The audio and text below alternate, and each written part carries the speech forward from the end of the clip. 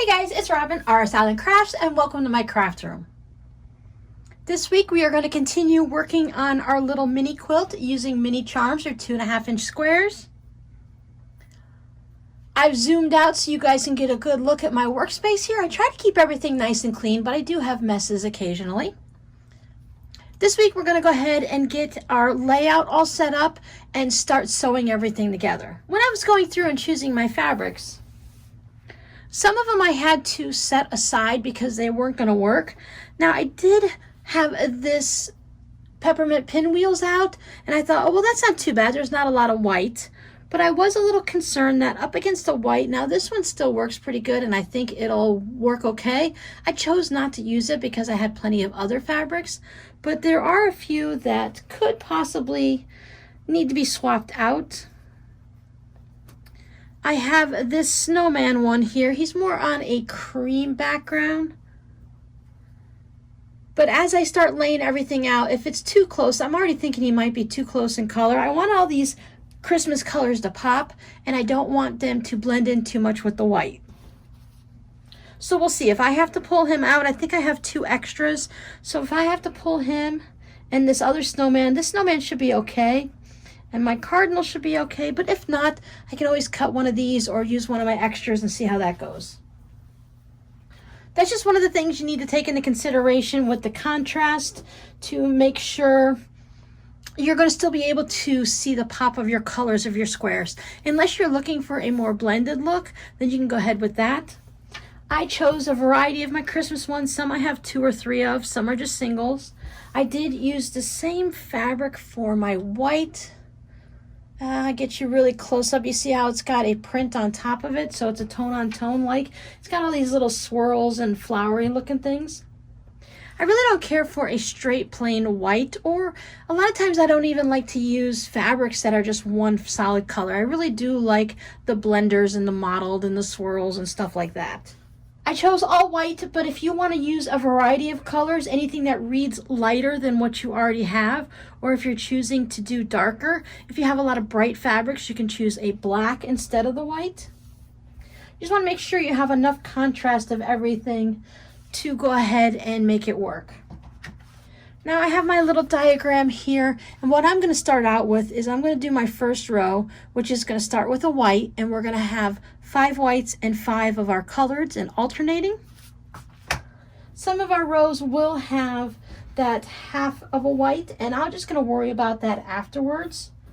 I did separate everything into color families here, and then each one has, like, if I have multiples of the same, I have that in there. I'm just going to try to mix up my fabrics a little bit and not have like all red in one spot.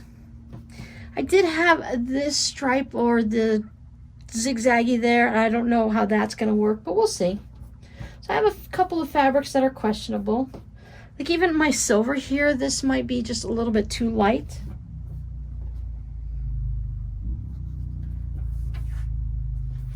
So I'm going to go ahead and lay it all out, speed it up, and then we can look at it and I can decide if I want to switch anything around. Hey guys, this is Future Robin jumping in. I want to clear something up from last week's video. You're going to see a little confusion coming up later on in this video also about those little partial white squares on the side. I'm just going to read you the little comment that I pinned from the first introductory video last week. As you may be able to tell, at some points I was just figuring things out as I went. It's kind of how I design my quilts as I go. I've never taken anyone else along for the ride, so we will be hitting a few bumps along the way for sure. Many of you have probably already figured this out, but I struggled with describing those partial white squares.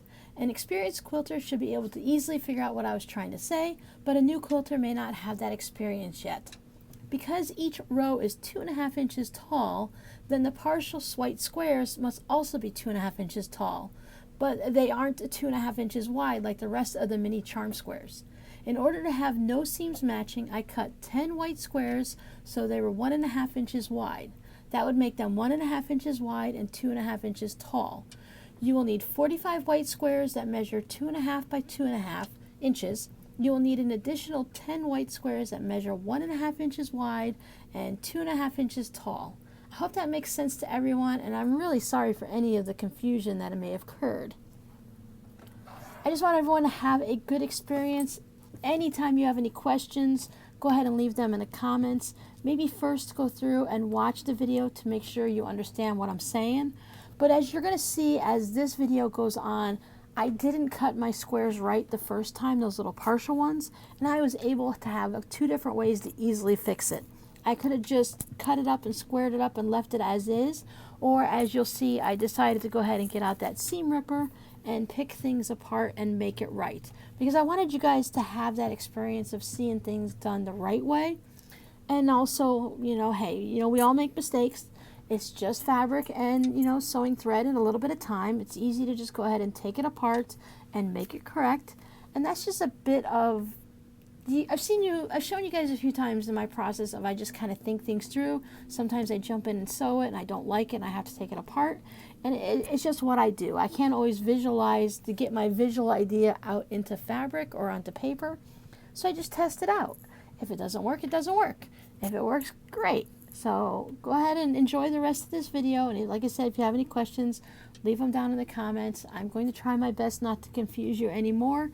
But hey, once we get this all sewn up after that, it's just the quilting and the binding, right? Hopefully I won't mess that up. All right, guys. Bye.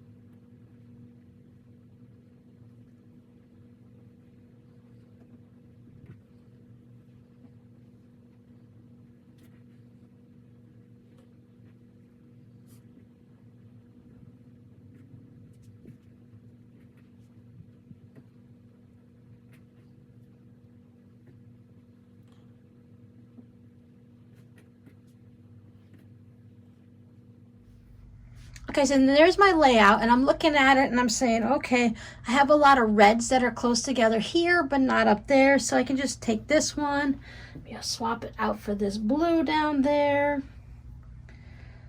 Then I think I'm going to go ahead and decide, even though it's hard to see in the picture, I don't know, I better pull this guy out. He's not sticking out all that much, so I can go ahead and put this blue in here, a little bit of joy.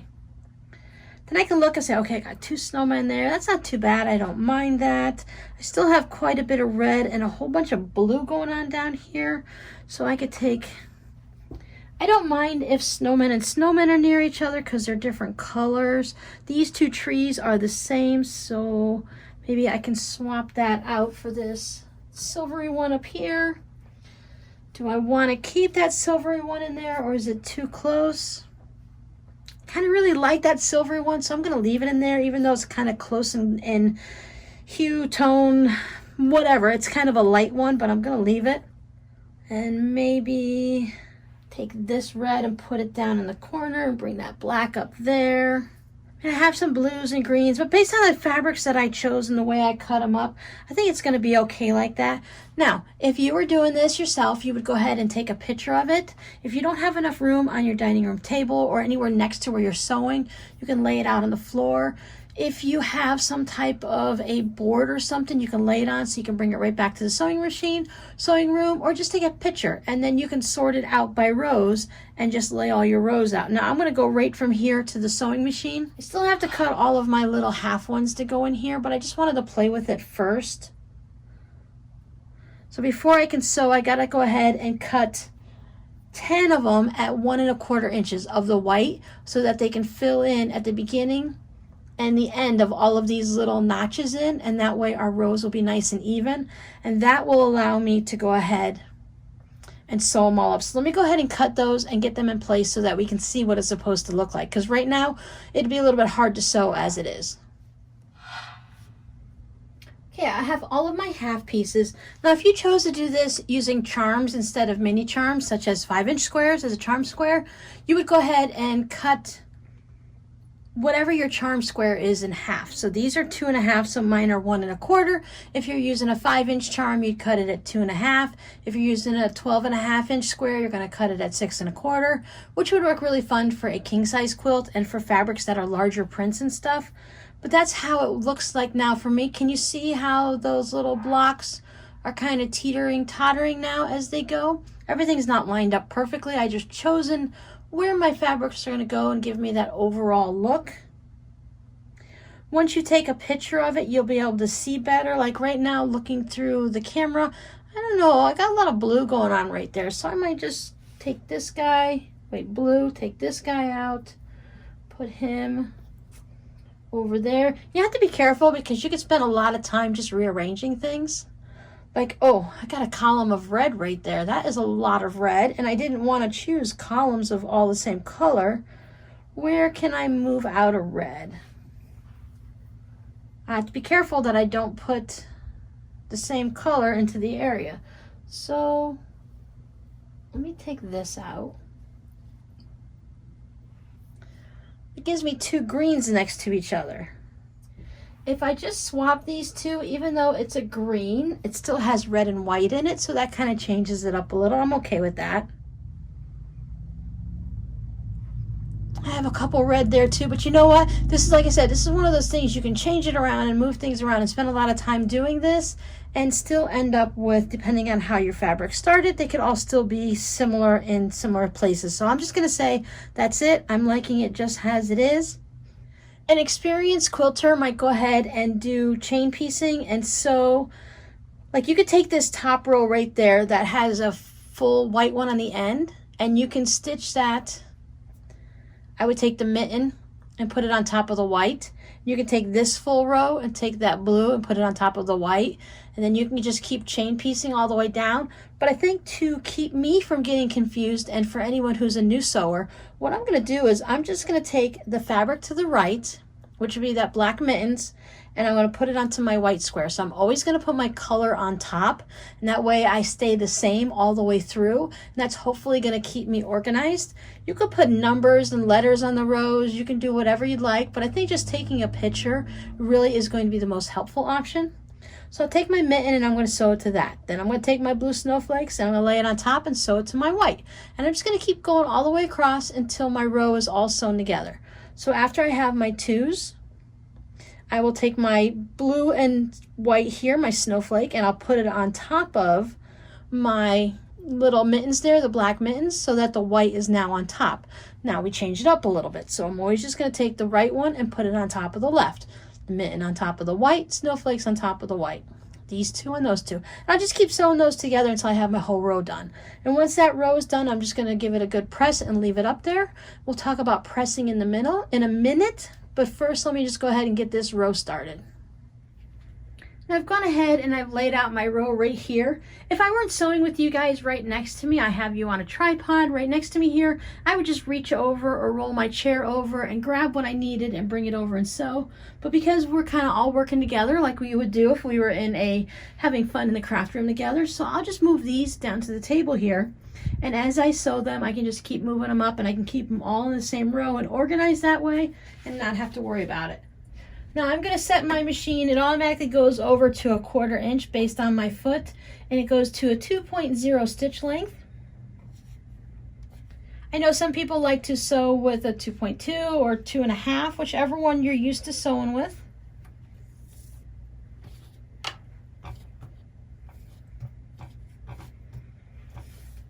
Now with my white, I have to be careful because there is a right side and a wrong side, and it kind of takes a little bit to look at it to see which one the printed is on.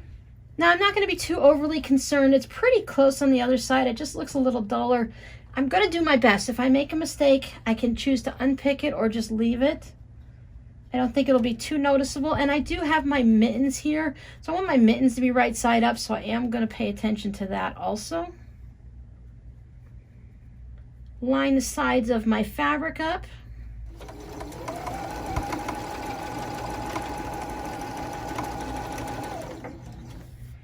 Then I'll just bring up my next two. Remember always to put my novelty and my colorful fabric on top. Check in the light which way is the right side up for my white. How do I want my snowflake?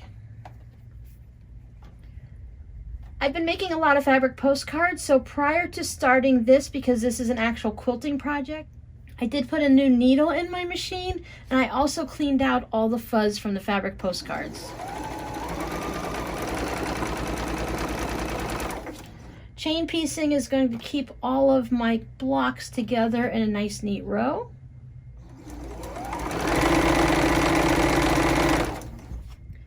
It's always good to have nice adequate light when you're sewing.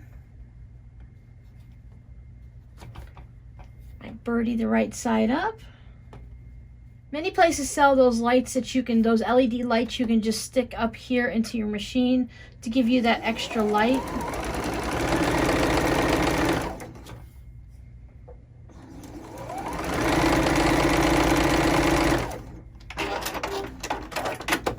Okay, that's my first row across sewn. Now what I'm going to do is I'm going to be very careful, and I'm going to make sure that I put them in a row just as I unsnip them so they don't get out of order. Take this one, and I know I have to alternate white and then the novelty colors, so I put this on top. At least at this point I don't have to worry about which way my white is facing, because if I did it right, it should be perfect. I am not worrying about lining up any of my seams over here right now. We're going all in a row, so I just want to make sure that it's lined up on the side here, these two edges. If you're new, you might want to put a couple pins in it, and that'll work.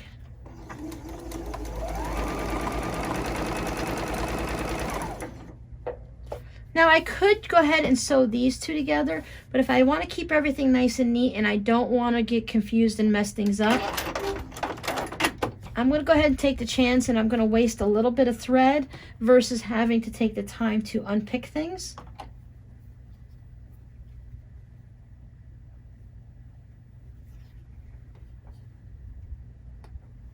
Line it up on the side, line it up on the top and bottom. Your accuracy here is going to be helpful to make the rest of your quilt accurate. We aren't matching up points, but we still want to have all of our rows to be equal. If we have a solid white at the beginning, we want it to be even all the way down on the right hand side and not on the left hand side, to make sure the halves all line up and the solids line up so everything is nice and even. We don't want it to be shifting like this.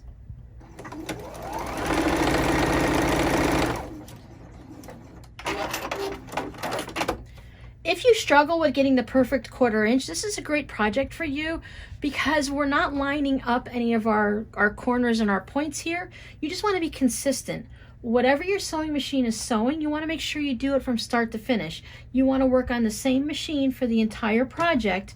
You don't want to all of a sudden stop and start using a new machine unless you check. If you have a perfect 1/4 inch here, you start a new machine, check on that 1/4 inch, and then you're fine. But if you're using some random number here, you're really better off finishing your project on one machine, because it would be very hard to get everything to line up then. We do have a fudge factor, and we can trim the edges if we have to, but it's just easier if you stay with the same machine in the same position.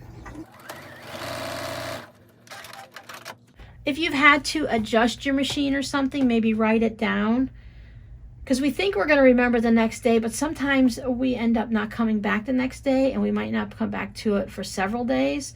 And by that point, we might, I know I wouldn't remember whatever settings I had. I have to write everything down.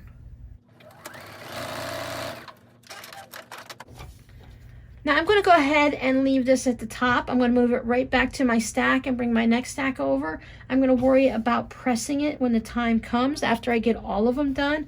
But basically what's going to end up happening is I want to press it to away from my white fabric, because I don't want to have any of that seam shadowing through the back, because you're going to be able to see white on white, and you're definitely going to be able to see the color. Like this black one, you'll get that shadow going through there, and that just doesn't look nice. So I'm going to continue going through and sewing all of these rows, and then we're going to come back and we're going to give them a good iron, get them all pressed out the way they need to be done, and then we'll start putting our rows together.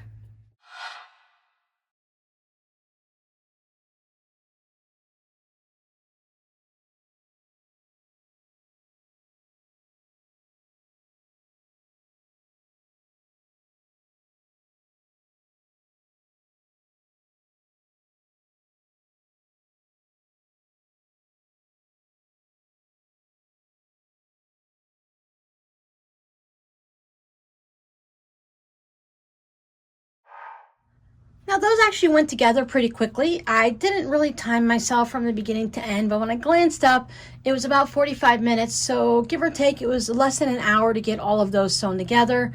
It does take a little bit longer when you're not chain piecing and stopping and starting and all that, but I think it went really good. And so far, unless I see a mistake as I'm pressing and sewing the rows together, I didn't make any mistakes of getting things out of order. Hopefully, fingers crossed, we'll see. Now today I'm just going to use this little palm iron. I find it easier to get into these little small spaces. But I had been thinking about using my big iron, so one of the things I wanted to do, knowing I was working with white fabric and that I've been using a lot of adhesives lately, I cleaned my iron. Now don't 100% trust me on this, but I saw an Instagram post recently where they'd used their iron to do a lot of adhesive work for applique, and their iron was black. It was nasty. It was normally silver. Mine has a Teflon coating that I have scratched off in various places. But anywho, theirs was covered in black gunk, all the different glue that had been stuck and burnt to it. They used a Mr. Clean eraser to get it nice and clean.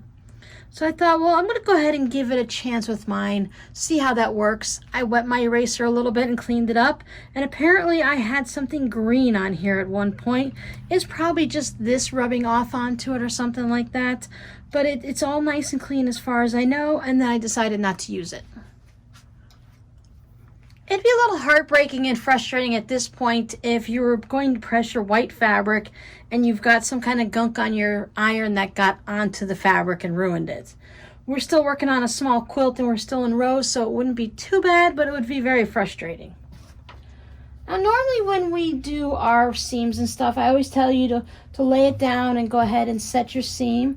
So we can do that on each individual one, but I tend not to on rows like this unless I notice any of them are starting to pucker in and have drawn in at all.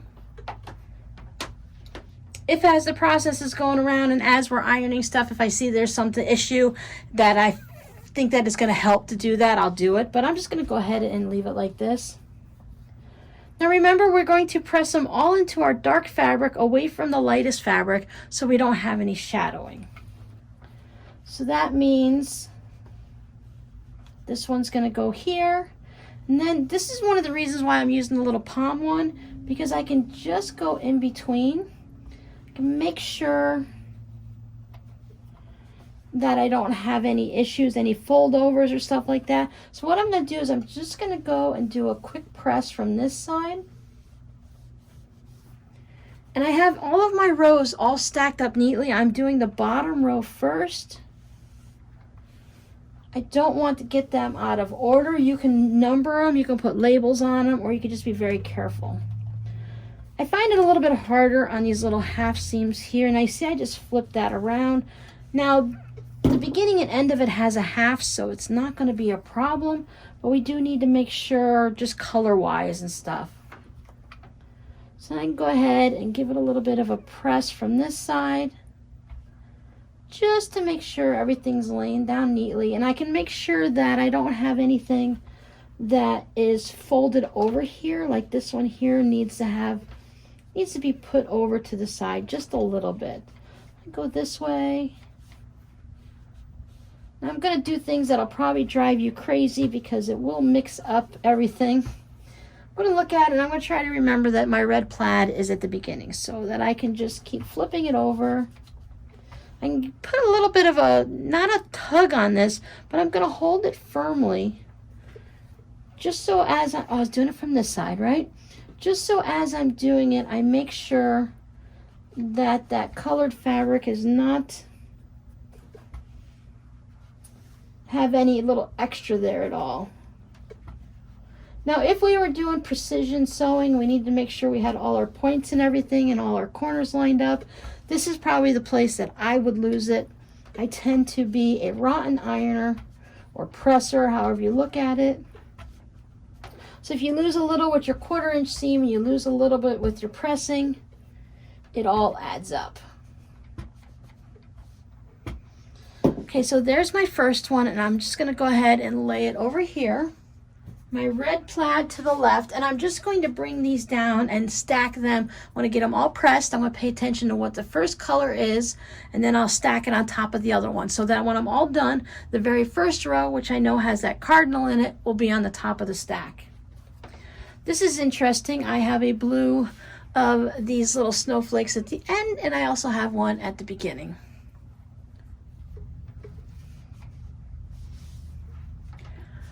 Actually, I want steam. I forgot that this iron doesn't have any water in it. I never use water with this one, and I want some good steam, so I am going to have to switch back over to my big iron. Now, I could get the same effect by just having a squirt bottle and spritzing it with water, and it would cause and create steam. But I moved my craft room water bottle into my gardening water bottle, and I haven't picked up a new one yet. I know we really shouldn't borrow from the craft room for other parts of the house. Normally I borrow from other parts of the house to the craft room, but this will be okay.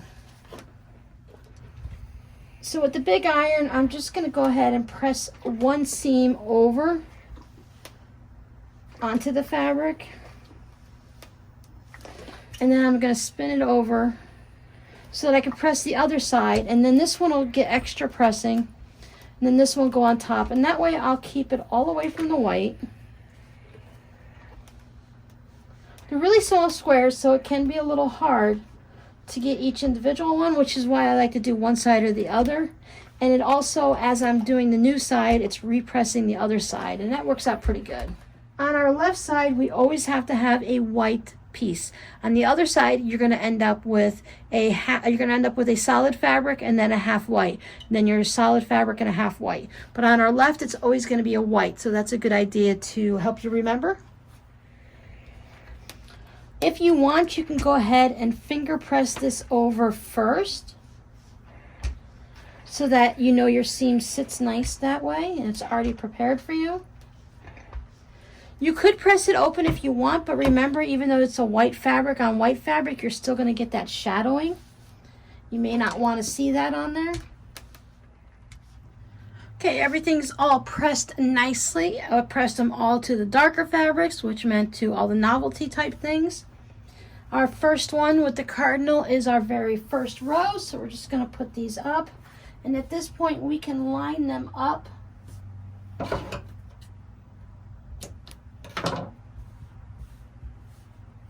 And we'll be able to get an idea of what our little quilt's going to look like. Now, if you don't like your rows, you still have options without having to use a seam ripper. If you have a row that starts with a solid white and you want to switch with another solid white, you can go for it. You can move them around still. Same thing with the half ones. And the half ones, you can just switch them around a little bit. So we still have chances to change things. I try not to, unless it's something glaring, I try to just deal with however it looks without having to bring out that seam ripper. It just adds in extra work and extra frustration. And this project is more about fun. I think this one might have been this way because my snowman was upside down. So I'm going to look, I'm going to make sure I have all of the ones right side up that are obvious that need to be right side up, like my stocking up there and stuff like that. Everything is looking pretty good. I don't normally pin things. If you're a pinner, you can go ahead and pin them. We'll see how this goes when I sew it together. I'm just sewing willy-nilly and not sure how everything's going to look, but I am a little concerned that my rows that start with a white and end with a solid novelty print might be a little bit longer than my other ones, but that's going to be okay. I could always trim off a little bit on the novelty. I'm going to be adding a white border over there. I could trim off a little bit on the white. That one might be a better option because I will be also putting a white border over here and it won't be as noticeable. So I think based on looking at these and how this row right here is just that smidge longer, when I sew these together, I'm going to sew them together here, because I think having the white a little bit shorter and trimmed off on this edge won't be as noticeable as if I do it with my stacked little boxes here. So I think that is what my plan is going to be. I'm going to line everything up on the right hand side here. I'm really sorry for you guys that are following around if this is a problem for you, because I did just wing this and I hadn't made any big plan for it. I thought just cutting it in half would work, but in the reality is due to the seam allowance. I didn't take into effect what happens with the seam allowance, and that's why it's going to be a little uneven here. But if I just go ahead and trim it all up along the right hand side, that's going to go ahead and work out a little bit better. Hey guys, it's Robin from the future. I'm just popping back to let you know that I just figured this out on paper. You guys may have seen it in the past. I am terrible with seam allowances. I always end up messing up just a little bit. If you look up here, I've lined all my rows up to the right hand side here, and these are all jagged. Because when I told you to cut your sides for here that we alternate with, instead of a full square, I told you to cut it into a half. I forgot to account for this seam allowance here and this one there. So if you go ahead and you cut your squares, instead of at 1 1/4, you're going to need 10 of them that you cut at 1 1/2. And that's going to allow everything to line up nice and neatly, and there's not going to be a problem. I'm going to go ahead and remove on these 5 rows and get those fixed and add new ones on so everything lines up, and my quilt's going to match your quilt. I'm sorry for making that mistake, but at least we caught it ahead of time.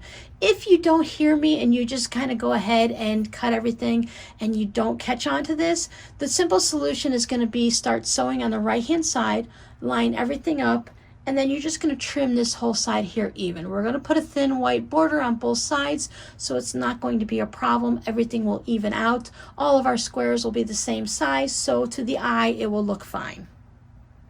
I'll make sure I have all the proper cutting numbers in the description box in the first video. Thankfully, I have got this all going before it's been posted, so it's easy to correct everything. Back to you, Robin.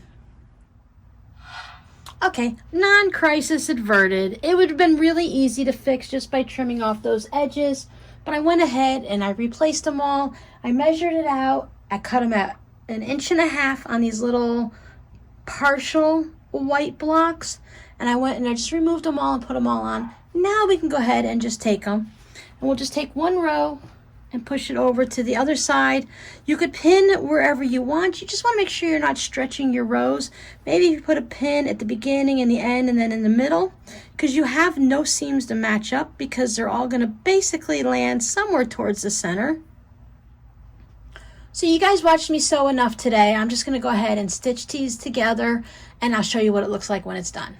Just want to show you guys, as I was stitching these, I stitched them in groups of 2, and that's going to help with any of that random waviness. If you try to do a whole bunch of rows one right after another and you're stitching all in the same direction, it tends to pull your fabric and give you waves and stuff.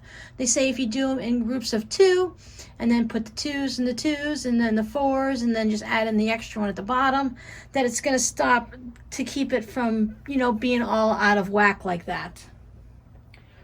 When I pressed them, I just chose a side and pressed it too. We're not going to be sewing anything else together, so at this point it doesn't matter where you press it. If you want, you can go ahead and just press them open. Either way is fine. Looks like I had one a little backwards there, all better. I'm going to go ahead and check the layout in the picture just to make sure I have everything good, and then I'm going to stitch all these together. I'm going to press them all in one direction or the other. It doesn't matter because you're going to have a lot of darks and lights either way. But since everything is offset, it's not going to matter. I'm just making sure that I'm stitching from this side so this is all even. If I have to do any trimming, it'll be over here on the white. There we go. It is all stitched together and all pressed. As you may see, I still have an uneven edge here, and that's because I'm a very impatient person apparently. I know the proper ways of pressing.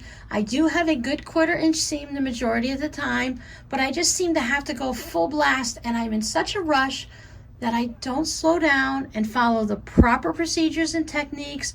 I just bully my way through, and this is what happens. So what am I going to do? Am I going to take it all apart? Am I going to scrap it and start all over? No, I'm going to call it the Leaning Tower of Blocks. I'm going to line it all up and even it all off this way. I might even just wait until I quilt it and then just go ahead and even it off. That'll probably be perfectly fine. Get everything quilted nicely and then just call it a day. And realize that if I want a precise quilt and I want precision quilting, that I need to follow all the steps from start to finish. Maybe starch my fabric, watch my 1/4 inch all the way through, maybe use the pins even though I feel I don't need them, and to go ahead and be very careful when I'm pressing it. And that will help me get everything lined up. Oh, and I guess in the very beginning, I should make sure all of my blocks are cut properly at whatever their measurements are, 2.5 inches in this case. And then just make sure everything is done just the way it's supposed to. But as you see, this quilt goes like this. It could be like a string of beads hanging from the curtain from the window, but I think I'm just gonna stick with the Leaning Tower of Blocks, and that'll be good for me. I don't mind that it's a little bit off. As I said, once I finish it all up and get it all quilted, you're not going to notice that as much. You're not going to see where my little oops went, where maybe I got a little bit of the bias and stretched it somewhere, just somewhere along with my stitching and pressing. But that's what happens sometimes, and that takes practice to get to the point of perfection. If you want to be really good at whatever it is you're doing, then you need to practice. And during that practice, you're going to make mistakes, and those mistakes are going to be okay. I'm not entering this in a quilt competition. I'm going to quilt this up and I'm going to hang it up. I'm going to give it away, or I'm going to put it in my shop. And either way, I think in the end, everything is going to be squared up nicely. No one's going to know, except for all of you guys watching along with me and sewing along with me, that I made any of these mistakes along the way, because I can go ahead and fix it as I go. I did have to seam rip some things along the edges here and redo my blocks because I had the wrong measurements, because I forgot a little bit. But that's just, it happens, right? It just happens sometimes, whether we're quilting or we're drawing and painting, or we could be simply just like mowing the yard and we mow over a tree branch that we didn't see, or a rock, or a kid's toy, or a dog's chewy ball, or something like that. Sometimes things happen when we're not paying attention and we rush it. When we follow the process and do all the procedures all in line the way they're supposed to be done, we end up with a better product. Or you can just be like me and you can just adjust as you go and fix it and just enjoy the process and still make something beautiful in the end. All right, so next week we're going to go ahead and we're going to get the backing and batting. We're going to talk about how to pin baste it, or we can different various ways that we can baste it. And then afterwards we'll get it quilted and put the binding on and it'll be done. I'm not sure how far I'm going to stretch that out. We'll see what happens next week when we start talking about basting it and stuff like that. So thank you guys for sewing along with me this far. I can't wait to see what everyone's look like. You can tag me on Instagram. You can tag me, I think you can tag me on Facebook, right? Yeah, you can. If you're just open to anyone seeing it, you can tag me on Facebook. Send it to me in an email. And I'll see you guys next week.